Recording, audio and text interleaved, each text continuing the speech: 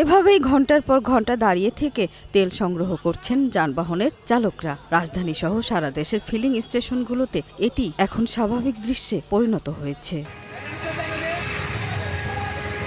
টাঙ্গাইলে একাধিক filling station ঘুরেও তেল পাচ্ছেন না যানবাহন চালকরা। দীর্ঘ অপেক্ষার পর তেল পেলেও তা পাচ্ছেন সীমিত আকারে। 1.5 ঘন্টা আগে আসলাম, জায়গা তখন বললো তেল নেই। পরে আমি দিক দিয়ে আসলে অন্য পাম্পে গেলাম, ওনারা বললো তেল নেই। সরকার তো বলছে যে আনলিমিটেড তেল দেওয়ার জন্য, বাট তেল তো ভাই 200 টাকার উপরে দিতেছে না। ঈদের দিন থেকে টাঙ্গাইলের বেশিরভাগ পাম্পে অকটেন পেট্রোল ও ডিজেলের ঘাটতি দেখা গেছে। অনেক পাম্পে তেল না থাকায় বন্ধ রাখা হয়েছে। 2 লিটার তেলের জন্য প্রায় আধা ঘন্টা 1 ঘন্টা পর্যন্ত দাঁড়িয়ে থাকতে হচ্ছে। তেলের যে সংকট দেওয়া যায়, মনে হয় আজকে তো পাওয়া যাবে না।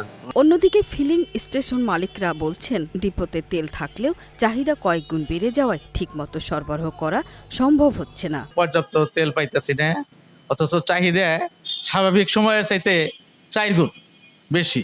এদিকে মুক্তিযুদ্ধ বিষয়ক মন্ত্রী জানিয়েছেন, দেশে তেলের কোনো সংকট নেই। কৃত্রিম সংকট তৈরির কারণেই এ পরিস্থিতির সৃষ্টি হয়েছে। যে বাংলাদেশে তেলের কোনো সংকট নেই, না ডিজেলের, না পেট্রোলের, না অকটেনের, না ভোজ্য তেলের কোনো সংকট নেই। পিরোজপুর জেলা সদরের 2টি ফিলিং স্টেশনেও তীব্র জ্বালানি সংকট দেখা দিয়েছে। এতে চরম ভোগান্তিতে পড়েছেন মোটরসাইকেল ও প্রাইভেট কার চালকরা। পাম্পে আসলাম, পাম্পে এসে দেখি অকটেন নাই।